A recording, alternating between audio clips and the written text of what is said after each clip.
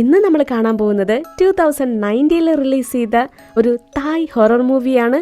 ചിത്രത്തിന്റെ പേര് പീനാക്. അപ്പൊ നമുക്ക് ഒട്ടും തന്നെ സമയം കളയാതെ ഈ ഒരു പ്രേത ചിത്രത്തിന്റെ മുഴുവൻ കഥ കണ്ടാലോ? അതിനു മുൻപ് നിങ്ങൾ എന്റെ ഈ ചാനൽ ആദ്യമായിട്ടാണ് കാണുന്നതെങ്കിൽ സബ്സ്ക്രൈബ് ചെയ്യാനായിട്ട് മറക്കരുത്. തൊട്ടടുത്തുള്ള ബെല്ലൈക്കണും കൂടി ഒന്ന് ക്ലിക്ക് ചെയ്യാം. ചിത്രത്തിന്റെ സ്റ്റാർട്ടിംഗ് സീനില് കാടിനുള്ളിലെ പാഴടഞ്ഞു പോയൊരു അമ്പലം കാണാം. ഈ സമയം ജാക്ക് എന്നൊരു പയ്യൻ കാലില് ചേലങ്കിയൊക്കെയിട്ട് ആ പാഴടഞ്ഞ അമ്പലത്തിലേക്ക് പോവുക. അതിനകത്തു നിന്ന് എന്തൊക്കെയോ ശബ്ദങ്ങൾ കേൾക്കാം, ആരോ മന്ത്രങ്ങൾ ചൊല്ലുന്നത് പോലെ. ഇത് കണ്ട് ജാക്കൊക്കെ പേടിച്ചു നിൽക്കുക. ഈ നട്ടപ്പാതിരിക്ക് ആരെ ഈ അമ്പലത്തിനകത്ത്? അവൻ പേടിച്ച് ക്ഷേത്രത്തിനകത്തേക്ക് ചെന്ന് നോക്കുമ്പോ കാണുന്ന കാഴ്ച കുറെ പ്രേതങ്ങളിരുന്ന് മന്ത്രങ്ങൾ ചൊല്ലുന്നു. അങ്ങനെ തന്നെ ആ പ്രേതങ്ങൾ അവനെ തിരിഞ്ഞു നോക്കുന്നുണ്ട്. പിന്നെ പറയണ്ടല്ലോ, ജാക്ക് തന്റെ ജീവനും കൊണ്ട് അവിടെ നിന്നൊരു ഒറ്റ ഓട്ടാണ്. അങ്ങനെ ആ പേടിച്ചോടുന്ന വെപ്രാളത്തില് പുള്ളി കാല് തന്നെ താഴേക്ക് വീണു. പെട്ടെന്നൊരു പ്രേത കൈ വന്ന് അവനെ പിടിക്കുന്നുണ്ട്. അവൻ പേടിച്ച് തിരിഞ്ഞു നോക്കുമ്പോ തലയില്ലാത്ത കുറെ പ്രേതങ്ങള് ഡാൻസ് കളിക്കുന്നു. ആ തലയില്ലാത്ത പ്രേതങ്ങള് തലയുള്ള മറ്റൊരു പ്രേതത്തെ ഒരു രാജാവിനെ പോലെ എടുത്തോണ്ട് വരികയാണ്. ജാക്ക് എങ്ങനെയൊക്കെയോ ഓടി രക്ഷപ്പെട്ടു ആ ക്ഷേത്ര കവാടത്തിന് പുറത്തേക്ക് ഇറങ്ങി. എന്നാൽ അതിനു മുന്നേ ആ തലയുള്ള പ്രേതമില്ലേ, ജാക്കിന്റെ കഴുത്തിലേക്ക് ഒരു കയറിട്ട് കുരുക്കി ആ കവാടത്തിന്റെ മുകളിൽ തൂക്കിയിടാണ്. ഇവിടെയാണ് ഈ ചിത്രത്തിന്റെ ടൈറ്റിൽ എഴുതി കാണിക്കുന്നത്, പീനാക്. അടുത്ത സീനില് നമ്മുടെ കഥാനായകൻ നോങ് ജോലി നഷ്ടപ്പെട്ട സങ്കടത്തില് നാട് വിട്ടു പോവാനായിട്ട് ഒരു ബസ്സിനകത്ത് കയറിയിരിക്കുക. ഈ സമയത്താണ് പ്രതീക്ഷിക്കാതെ അവന്റെ ചൈൽഡ്ഹുഡ് ഫ്രണ്ട്സ് ആയ 3 പേര് ആ ബസ്സിലേക്ക് വന്ന് കയറുന്നത്. അതിലെ വെള്ളമുടിക്കാരന്റെ പേരാണ് ബലൂൺ. പിന്നെ ഈ കണ്ണാടിക്കാരന്റെ പേരാണ് ഫസ്റ്റ്. നമുക്കവനെ കണ്ണാടിക്കാരൻ എന്ന് തന്നെ വിളിക്കാം. അവസാനം ടോമി. നായകന്റെ ഈ 3 ഫ്രണ്ട്സും ഗേയാണ്. അവരെ 3 പേരെ കണ്ടതും നായകൻ പെട്ടെന്ന് തന്നെ സീറ്റിന്റെ പിന്നിലെ മറഞ്ഞിരുന്നു. ഇവര് നോക്കുമ്പോ ഏതൊരു സുന്ദരൻ ചെറുക്കൻ അവരെ പേടിച്ചിരിക്കുക. ബലൂൺ അങ്ങനെ ഞാൻ അവനെ വളയ്ക്കാന്നും പറഞ്ഞ് നായകന്റെ അടുത്തേക്ക് ചെല്ലുമ്പോ അതവരുടെ ഫ്രണ്ടാണ്, നോങ് ആണ്. 3 പേരും നായകനെ കണ്ട് ഞെട്ടിപ്പോയി. നീ ഇവിടെ എന്ത് ചെയ്യാ? സംഭവം ഇവരെ കുട്ടിക്കാലം മുതലേ കളിച്ചു വളർന്ന കൂട്ടുകാരാണ്. പക്ഷേ കുറച്ചു കാലങ്ങളായിട്ട് യാതൊരു ബന്ധമില്ല. ഇപ്പോ നോങ് ആണെങ്കില് ജോലി പോയി ആ സങ്കടത്തില് നാട് വിട്ടു പോവാൻ നിൽക്കുക. നായകനാവട്ടെ തന്റെ അച്ഛനോട് എന്ത് പറയും? ഇനി ഒരു ജോലി എങ്ങനെ കണ്ടെത്തും എന്നറിയാതെ തകർന്നിരിക്കുമ്പോ അവന്റെ കൂട്ടുകാര് 3 പേരും പാട്ടൊക്കെ പാടി ഡാൻസ് ഒക്കെ കളിച്ച് ആർത്ത് വിളിക്കുന്നുണ്ട്. കാരണം ബലൂണിനെ നല്ലൊരു പ്രൈസ് മണി തന്നെ ലോട്ടറി അടിച്ചു. അതവരെ സെലിബ്രേറ്റ് ചെയ്യുക. ഈ ബഹളങ്ങളൊക്കെ സഹിക്കാനാവാതെ ആ ബസിന്റെ ഡ്രൈവർ അവരെ വഴക്ക് പറയുന്നുണ്ട്. എന്റെ പിള്ളേരെ നിങ്ങളൊന്ന് ഒച്ച കുറക്കി. പുള്ളിക്കാരൻ ഗ്ലാസ് വഴി പിറകിലേക്ക് നോക്കുമ്പോ ആ ബസ്സിനകത്ത് ഡാൻസ് കളിച്ചോണ്ടിരിക്കുന്ന 3 പേർക്കും തലയില്ല. അതുകൊണ്ട് ഡ്രൈവർ ആകെ ഭയന്നു പോയി കണ്ടക്ടറെ വിളിച്ച് ഗ്ലാസ്സിലേക്ക് നോക്കാൻ പറയും. 2 പേരും ആ തലയില്ലാത്ത രൂപങ്ങളെ കണ്ട് അലറി കരയാൻ തുടങ്ങി. അങ്ങനെ തന്നെ പേടിച്ച് കിളി പോയി. ഡ്രൈവറിന്റെ ബോധം പോയി. അങ്ങനെ ആ ബസിന്റെ കൺട്രോൾ നഷ്ടപ്പെട്ട് നേരെ ചെന്ന് മറ്റൊരു വാഹനത്തിലിടിച്ച് ആക്സിഡന്റ് ആവുകയാണ്. ആ അപകടത്തില് നായകന്റെ ഫ്രണ്ടായ ടോമി മരണപ്പെടുന്നു. മറ്റുള്ളവർക്ക് ചെറിയ ചെറിയ പരിക്കുകൾ മാത്രമേ ഉള്ളൂ. 3 പേർക്കും ടോമിയുടെ മരണം അതൊരു ഷോക്കായിരുന്നു. ഈ നേരത്താണ് മകന് അപകടം പറ്റിയതറിഞ്ഞ് നായകന്റെ ഡാഡി ആശുപത്രിയിലേക്ക് ഓടി വരുന്നത്. ഡാഡി അവനോട് ഒത്തിരി ദേഷ്യത്തിലാണ്. നിന്നോട് ഞാൻ അന്നേ പറഞ്ഞതല്ലേ ആ ക്ഷേത്രത്തിലേക്ക് പോ, എന്നിട്ട് കുറച്ചു കാലത്തേക്ക് സന്യാസം സ്വീകരിക്കാൻ. ഇപ്പോ നിന്റെ ഈ കഷ്ടകാലങ്ങളൊക്കെ മാറണമെങ്കിൽ നീ ഒരു സന്യാസിയാവണം. ഇത് കേട്ട് നോങ്ങിന് വല്ലാതെ ദേഷ്യം വന്നു. ഡാഡിയോട് ചൂടാവുന്നുണ്ട്. ഇതൊക്കെ അന്ധവിശ്വാസമാണ്. ഞാനൊരു സന്യാസി ആയതുകൊണ്ട് മാത്രം ഈ പ്രശ്നങ്ങളൊക്കെ തീരോ? മരിച്ചുപോയവര് തിരിച്ചു വരൂ, എന്റെ ജോലി തിരികെ കിട്ടൂ. അങ്ങനെ ഡാഡി മകനെ വഴക്ക് പറഞ്ഞുകൊണ്ടിരിക്കുന്ന നേരത്താണ് ഒരു ബുദ്ധ സന്യാസി നായകനെ കാണാനായിട്ട് വരുന്നത്. ആ സന്യാസി നായകനോട് ചോദിക്കും, നോങ് സത്യം പറ, നീ എന്തെങ്കിലും ആഗ്രഹം പറഞ്ഞ് എന്തെങ്കിലും നേർന്നിരുന്നോ? അതിന് നോങ് പറയും, ഇല്ല, നായകന്റെ അമ്മയ്ക്ക് നോങ്ങിനെ ഒരു സന്യാസിയാക്കണം എന്നായിരുന്നു ആഗ്രഹം. പക്ഷേ നേർച്ചയൊന്നും നേർന്നിട്ടില്ല. ഇപ്പോ ഈ സന്യാസി സംസാരിക്കുന്നത് കേട്ട് ബലൂൺ പേടിച്ച് വിറയ്ക്കുന്നുണ്ട്. സംഭവം എന്താന്ന് വെച്ചാല് മറ്റ് 2 പേരും അറിയാതെ ബലൂൺ ഒരു നേർച്ച നേർന്നിരുന്നു. തനിക്ക് ലോട്ടറി അടിക്കുകയാണെങ്കിൽ അവര് 3 പേരും ഒരു 3 മാസത്തേക്ക് സന്യാസം സ്വീകരിക്കാന്ന്. ഇത് മറ്റു 2 പേർക്കും അറിയത്തില്ല. ആ ബുദ്ധ സന്യാസി നായകന് ഒരു മാല കൊടുക്കുന്നുണ്ട് അവന്റെ രക്ഷയ്ക്കായിട്ട്. പിന്നീട് കുറച്ച് ദിവസങ്ങൾക്ക് ശേഷം നായകൻ അവന്റെ അച്ഛന്റെ നിർബന്ധത്തിന് വഴങ്ങി മറ്റുള്ളവര് ബലൂണിന്റെ നേർച്ച നടപ്പിലാക്കാൻ ആ പറഞ്ഞ വാക്ക് പാലിക്കാനായിട്ട് കാടിനുള്ളിലെ ആ ബുദ്ധക്ഷേത്രത്തിലേക്ക് പോവാണ് സന്യാസം സ്വീകരിക്കാൻ. ആ ക്ഷേത്ര കവാടത്തിന് തൊട്ടായിട്ട് ചെറിയൊരു ചാപ്പൽ കാണാം, ഒരു കുഞ്ഞമ്പലം. 3 പേരും അവിടെ പ്രാർത്ഥിച്ച് പൂക്കളൊക്കെ അർപ്പിച്ച് ആശ്രമത്തിലേക്ക് നടക്കുകയാണ്. ഈ സമയത്താണ് കറുത്ത വസ്ത്രം ധരിച്ചൊരു പെൺകുട്ടി അതുവഴി കരഞ്ഞോണ്ട് പോകുന്നത്. ഇതാണ് നമ്മുടെ നായിക ജൂയി. നായകൻ നോക്കുമ്പോ ജൂയി കരഞ്ഞോണ്ട് ആകെ സങ്കടത്തിലാണ്. ഇവരെങ്ങനെ ആ കാടിനകത്ത് ഇനി എങ്ങോട്ട് പോണം, എങ്ങോട്ട് നടക്കണം എന്നറിയാതെ നിൽക്കുമ്പോഴാണ് ആ ക്ഷേത്രത്തിലെ സഹായത്തിനായിട്ട് നിൽക്കുന്ന പയ്യൻ അങ്ങോട്ട് വരുന്നത്. ആ പയ്യൻ അവർക്ക് വഴി കാണിച്ചു കൊടുക്കുന്നു. ക്ഷേത്രത്തിലെ മൂത്ത സന്യാസിയുടെ അടുത്തേക്ക് കൊണ്ടുപോയി. ഈ ഒരു ആശ്രമത്തിലെ ഈ സന്യാസി മാത്രമേ ഉള്ളൂ മുതിർന്നതായിട്ട്. ഈ ഒരു കാടും ആശ്രമമൊക്കെ ശപിക്കപ്പെട്ടതാണ്. ഇവിടെ പ്രേതമുണ്ട് എന്നൊക്കെ പറഞ്ഞ് പൊതുവെ ആരും ഇതുവഴി വരാറില്ല.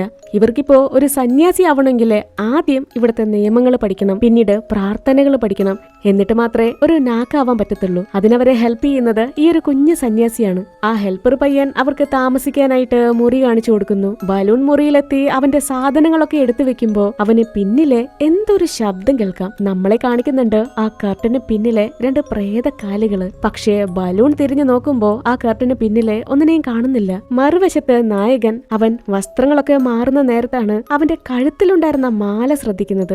അതിപ്പോ കാണുന്നില്ല. അതാ ബുദ്ധ സന്യാസി അവന്റെ രക്ഷയ്ക്കായിട്ട് കൊടുത്തതായിരുന്നു. അവൻ ആ രക്ഷ നോക്കിക്കൊണ്ടിരിക്കുമ്പോ ഒരു പ്രേത കൈ വന്ന് ആ മാല എടുത്തോണ്ട് പോയി. ഇവൻ എങ്ങനെയൊക്കെയോ കട്ടിലിനടിയിലുണ്ടായിരുന്ന മാല എടുക്കാൻ നോക്കുമ്പോ ആ കട്ടിലിനടിയിലെ വലിയൊരു പെരുമ്പാമ്പ്. ഇവിടെ മറ്റൊരു വശത്ത് കണ്ണാടിക്കാരൻ അവന്റെ മുറിയിലുണ്ടായിരുന്ന പാത്രങ്ങളൊക്കെ ഒതുക്കി പെറുക്കി വെക്കുക. അവനവിടെ ഇരിക്കാൻ പോലും സ്ഥലമില്ല. ഈ സമയം കണ്ണാടിക്കാരന് പിന്നില് ഒരു പാത്രം ഇങ്ങനെ തനിയെ നീങ്ങിക്കൊണ്ടിരിക്കുകയാണ്. അതവൻ തുറന്നു നോക്കേണ്ട താമസം ആ പാത്രത്തിനകത്ത് നിന്ന് അത്രയും വലിയൊരു പല്ലി അവന്റെ മുഖത്തേക്ക് ചാടി. ആ പല്ലി അവന്റെ ചുണ്ട് കടിച്ചു പറിക്കുക. ഇത് കണ്ടുവന്ന ബലൂൺ അലറാൻ തുടങ്ങി. പിന്നെ എങ്ങനെയൊക്കെയോ ഒരു വിധത്തില് അവൻ ആ പല്ലി എടുത്ത് ദൂരേക്ക് വലിച്ചെറിഞ്ഞു. അങ്ങനെ തൊട്ടടുത്ത മുറിയിൽ നിന്ന് നോങ്ങിന്റെ കരച്ചിൽ കേട്ട് അവര് രണ്ടുപേരും അങ്ങോട്ട് ഓടി ചെല്ലുമ്പോ കാണുന്നത് ആ പെരുമ്പാമ്പ് നായകന്റെ മടിയിൽ കിടന്നുറങ്ങാണ്. അവനും എന്നെ രക്ഷിക്ക്, എന്നെ സഹായിക്ക് എന്ന് പറഞ്ഞ് കരഞ്ഞോണ്ടിരിക്കുകയാണ്. പിന്നെ കണ്ണൊക്കെ അടച്ചു പിടിച്ച് പേടിച്ചിട്ടാണെങ്കിലും ആ കണ്ണാടിക്കാരൻ ആ പാമ്പിനെ എടുത്തു മാറ്റി. അടുത്ത നിമിഷം തന്നെ നായകനും ബലൂണും ഞങ്ങള് പോവാ, നീ ഇവിടെ തന്നെ ഇരുന്നോന്നും പറഞ്ഞ് ആ ക്യാബിന് പുറത്തേക്ക് ഓടി.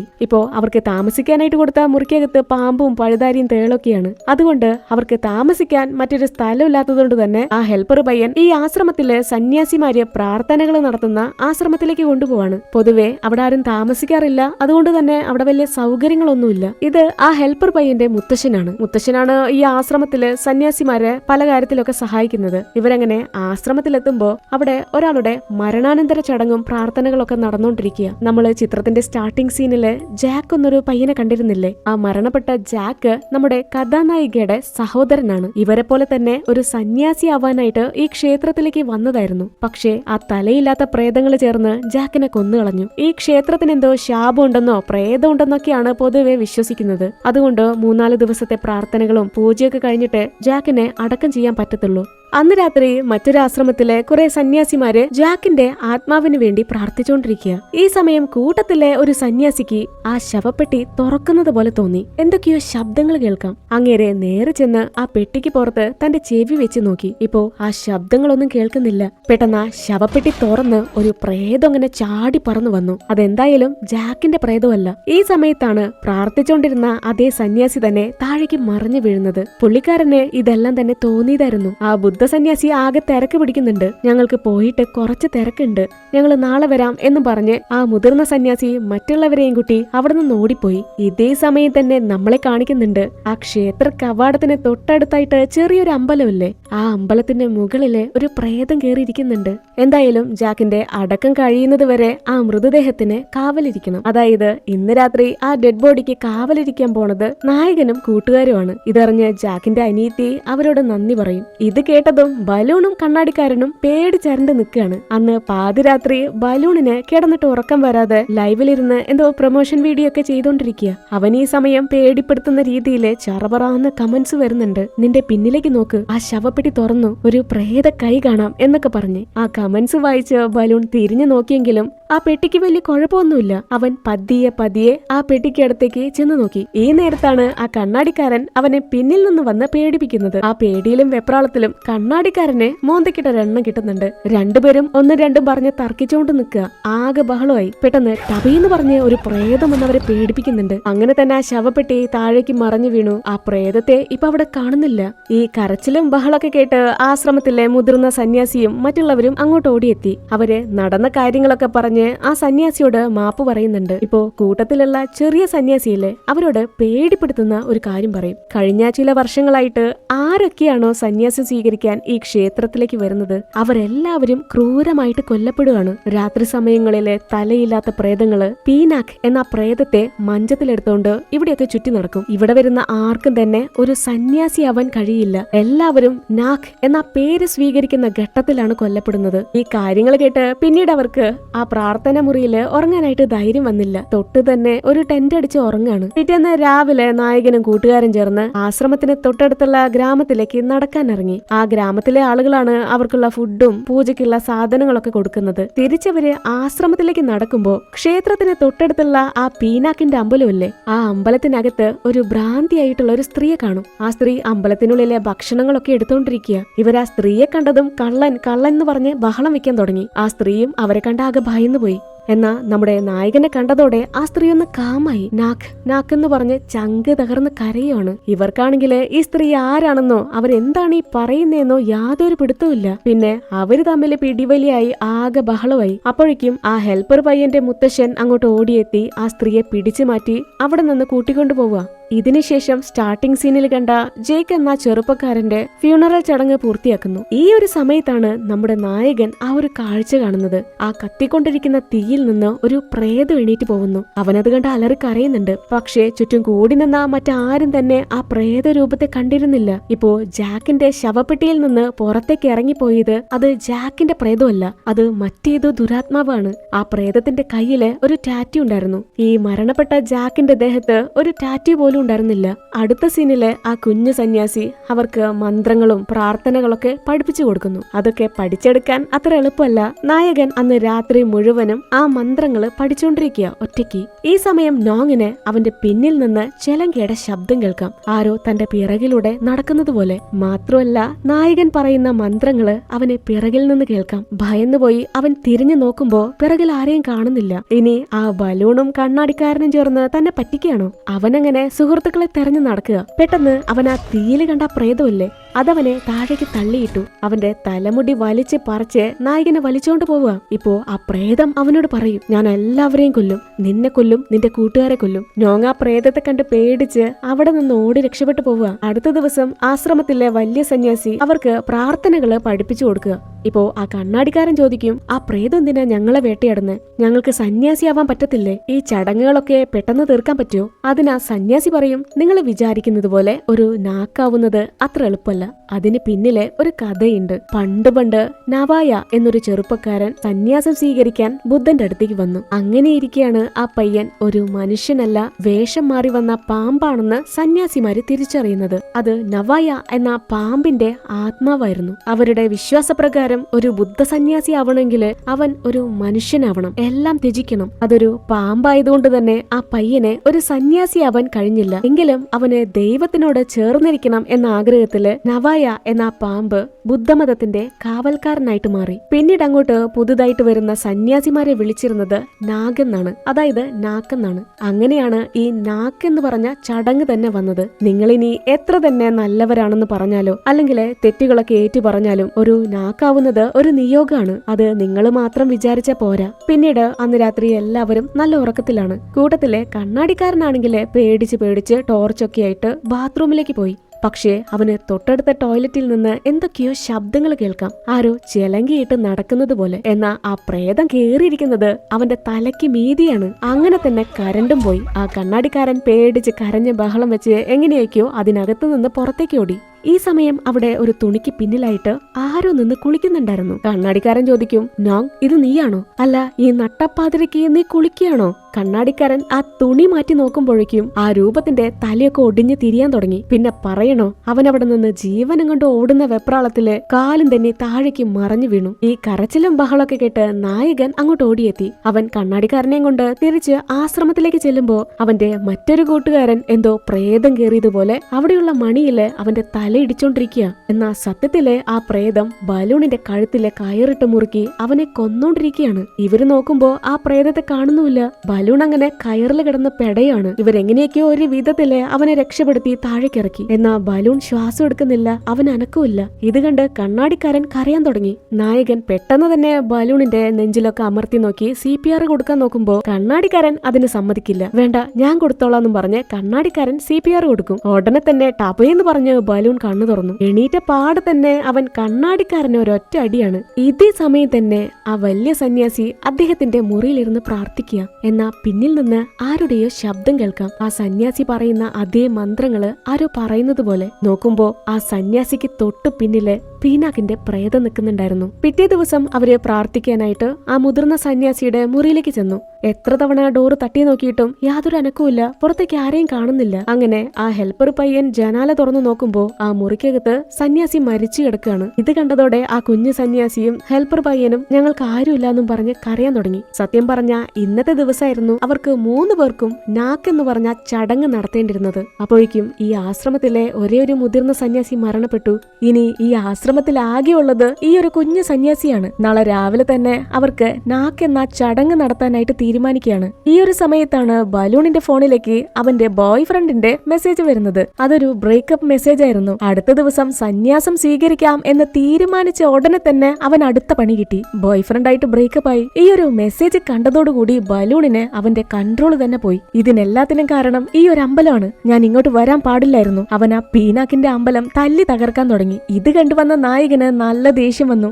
നമ്മൾ ഇങ്ങോട്ട് വന്നത് സന്യാസത്തിനാണ്, അല്ലാതെ ഇതുപോലെ മണ്ടത്തരങ്ങൾ കാണിക്കാനല്ല. നീ ഞങ്ങളെയൊക്കെ കൊലയ്ക്ക് കൊടുക്കുവോ? ഈ സമയം മുന്നേ കണ്ടിരുന്നില്ലേ ആ ഭ്രാന്തിയായ സ്ത്രീ എന്റെ കുഞ്ഞിനെ ഒന്നും ചെയ്യല്ലേ എന്നും പറഞ്ഞ് കരയുന്നുണ്ട്. ഇത് കണ്ട് നോങ് അവരെ വഴക്ക് പറഞ്ഞുകൊണ്ടിരിക്കുന്ന നേരത്താണ് താഴെ കിടന്നിരുന്ന സാധനങ്ങൾക്കിടയിൽ നിന്ന് ഒരു ഫോട്ടോ കിട്ടുന്നത്. ആ ഫോട്ടോയിലുള്ളത് മാനസിക നില തെറ്റിയ ആ സ്ത്രീയും അവരുടെ മകനുമാണ്. ഈ സ്ത്രീ ആരാണെന്നോ അവരെന്തിനാണ് ഈ അമ്പലത്തിന് കാവലിരിക്കുന്നതെന്നോ അവർക്ക് പിടുത്തമില്ല. നായകന്റെ കഴുത്തിലുള്ള അതേ മാലയാണ് ആ ഫോട്ടോയിലുള്ള പയ്യന്റെ കഴുത്തിലുള്ളത്. ഇതറിയാനായിട്ട് അവര് ഹെൽപ്പർ പയ്യന്റെ മുത്തശ്ശന്റെ അടുത്തേക്ക് പോയി. ആ ഫോട്ടോയിലുള്ള ആ സ്ത്രീയുടെ മകനാണ് ഈ പീനാക്ക് എന്ന് പറയുന്നത്. ആ പയ്യന്റെ പ്രേതമാണ് അവരെ ഹോണ്ട് ചെയ്യുന്നത്. ഈ പീനാക്ക് എന്ന് പറയുന്നത് ആ പയ്യന്റെ പേരല്ല.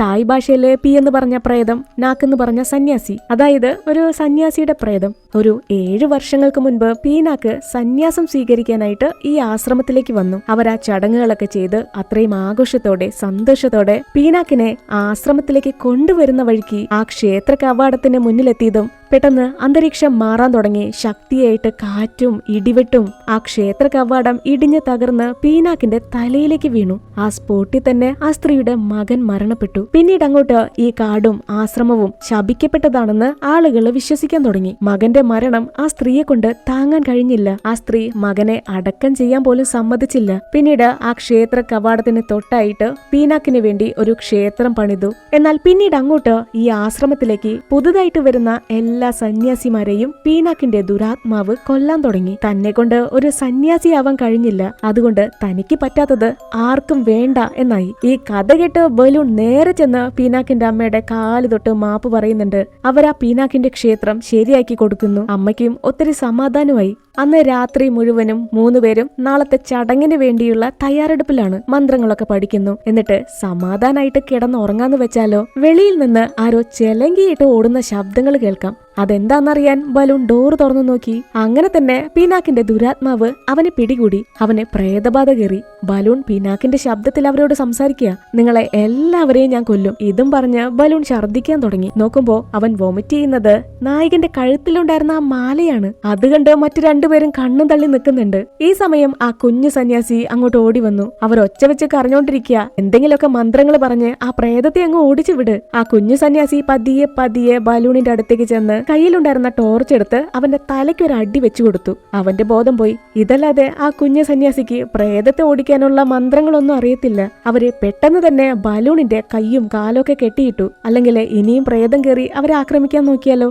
ഇപ്പോ ആ പ്രേതത്തെ നശിപ്പിക്കാനുള്ള ഒരേ ഒരു വഴി പീനാക്കിന്റെ ഡെഡ് ബോഡി കണ്ടെത്തി അത് കത്തിച്ചു കളയണം. അന്ന് പീനാക്കിന്റെ അമ്മ ആ ചടങ്ങുകളൊന്നും തന്നെ ചെയ്യാൻ സമ്മതിച്ചിരുന്നില്ല. അങ്ങനെയാണ് ആ ഡെഡ് ബോഡി അടക്കം ചെയ്തിരിക്കുന്നത്.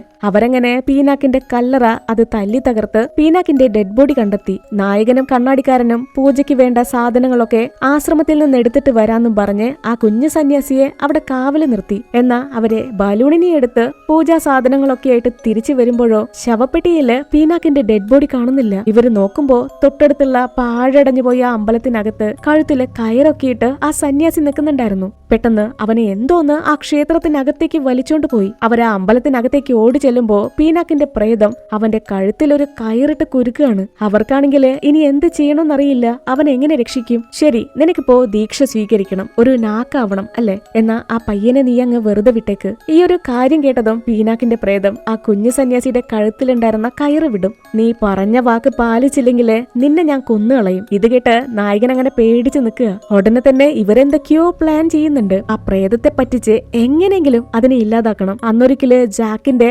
മരണാനന്തര ചടങ്ങിന് ഒരു സന്യാസി വന്ന് പ്രേതത്തെ കണ്ട് പേടിച്ചോടി പോയി. ഇല്ലേ, അവർ ആ സന്യാസിക്ക് വീഡിയോ കോൾ ചെയ്ത് സംസാരിക്കുകയാണ്. കാരണം ആ പ്രേതത്തെ ഒരു നാക്കാക്കി മാറ്റാന്നല്ലേ നായകൻ വാക്കുകൊടുത്തത്. അവർ ആ പ്രേതത്തിന് ഒരു മഞ്ഞ തുണി കൊടുക്കുന്നു. സന്യാസി അവനോട് ഓരോരോ മന്ത്രങ്ങളൊക്കെ പറഞ്ഞ് ഓരോ ചോദ്യങ്ങളൊക്കെ ചോദിക്കുന്നുണ്ട്. ആ ചോദ്യങ്ങൾക്ക് പ്രേതം ഉത്തരം പറയണം. നീ ഒരു രോഗിയാണോ? അല്ല. വിശ്വസ്തനാണോ? അതെ. നീയൊരു മനുഷ്യനാണോ എന്ന ചോദ്യം കേട്ട് ആ പ്രേതത്തിന് ഒരു ഉത്തരവില്ല. മനുഷ്യർക്ക് മാത്രമേ ഈ മഞ്ഞ വസ്ത്രം ധരിക്കാൻ പറ്റുള്ളൂ, ഒരു സന്യാസിയാവാൻ കഴിയൂ. ഇത് കേട്ടതോടെ ആ പ്രേതത്തിന്റെ മുഖഭാവം തന്നെ മാറാൻ തുടങ്ങി. പീനാക്കിന്റെ പ്രേതം നായകന്റെ കഴുത്ത് പിടിച്ച് ഞെരിക്കുക. എനിക്കൊരു നാക്കാവാൻ കഴിഞ്ഞില്ലെങ്കിൽ പിന്നെ ആരെയും ഞാനതിന് സമ്മതിക്കില്ല. ഈ സമയത്താണ് പീനാക്കിന്റെ അമ്മ ആ പ്രേതത്തെ തടയുന്നത്. മകനെ കണ്ട് ആ സ്ത്രീ പൊട്ടിക്കരയുന്നുണ്ട്. ഇപ്പോ നായകൻ ആ പ്രേതത്തോട് പറയും, നിന്റെ തെറ്റുകൾ തിരുത്താനല്ലേ നീ ഈ ആശ്രമത്തിലേക്ക് വന്നത്. അപ്പോ നീ വിശ്വസിക്കുന്ന ആ ദൈവം പറയുന്നത് നമ്മുടെ വിധി, കർമ്മഫലം, അത് നമ്മൾ ഉൾക്കൊണ്ടേ പറ്റൂ. നിനക്കൊരു നാക്കാവാൻ കഴിയാതിരുന്നത് അത് നിന്റെ വിധിയാണ്. ഈ സമയം നായകൻ പീനാക്കിന്റെ പ്രേതത്തിന് ഒരു വാക്ക് കൊടുക്കുന്നു. നിനക്കൊരു സന്യാസിയാവാൻ കഴിഞ്ഞില്ല, പക്ഷേ നിനക്ക് വേണ്ടി ഞങ്ങൾ 3 പേരും അതിന് തയ്യാറാണ്. ആ സ്ത്രീ അങ്ങനെ കരഞ്ഞോണ്ട് മകന്റെ അടുത്തേക്ക് ചെന്നു. ഈ സമയം പീനാക്ക് അമ്മയോട് ചോദിക്കും, അമ്മേ, അടുത്ത ജന്മം ഞാൻ അമ്മയുടെ മകനായിട്ട് തന്നെ ജനിച്ചോട്ടെ, അതിന് സമ്മതമാണോ? ഇതിന് ആ സ്ത്രീ കരഞ്ഞോണ്ട് തന്നെ സമ്മതിക്കുകയാണ്. പീനാക്കിന്റെ ആത്മാവും അവിടെ നിന്ന് മറഞ്ഞുപോയി. അങ്ങനെ പീനാക്കിന്റെ ശാപം അവിടെ ഇല്ലാതാവാണ്. അവന്റെ ആത്മാവിന് മോക്ഷം ലഭിക്കുന്നു. പിന്നെന്താ, നമ്മുടെ നായകനും കൂട്ടുകാരും സന്യാസം സ്വീകരിക്കുന്നു. ഒരു നാക്കായിട്ട് മാറി. ഒരു 3 മാസം കഴിഞ്ഞാൽ പിന്നീട് അവർക്ക് അവരുടെ സാധാരണ ജീവിതത്തിലേക്ക് മടങ്ങി പോവാം. ഇവരങ്ങനെ പീനാക്കിന്റെ അമ്പലത്തിലെ പൂജകളൊക്കെ ചെയ്തോണ്ടിരിക്കുമ്പോൾ കുറച്ചുപേര് ട്രക്കിൽ അങ്ങോട്ട് വരും. ഒരു 3 മാസങ്ങൾക്ക് മുൻപ് സന്യാസം സ്വീകരിക്കാൻ ഒരാളിങ്ങോട്ട് വന്നിരുന്നു. എന്നാ പീനാക്കിന്റെ പ്രേതത്തെ കണ്ട് പേടിച്ചിട്ടാണോന്നറിയില്ല, അയാൾ ഈ ആശ്രമത്തിൽ നിന്ന് ഓടി രക്ഷപ്പെടാൻ ശ്രമിച്ചു. പിറ്റേന്ന് തന്നെ അയാളും മരണപ്പെട്ടു. ഇത് കേട്ട് നായകനും കൂട്ടുകാരും ആകെ ഷോക്കായി പോയി. അപ്പോ ആ പ്രേതം പോയില്ലേ? ആ ശാപം തീർന്നില്ലേ?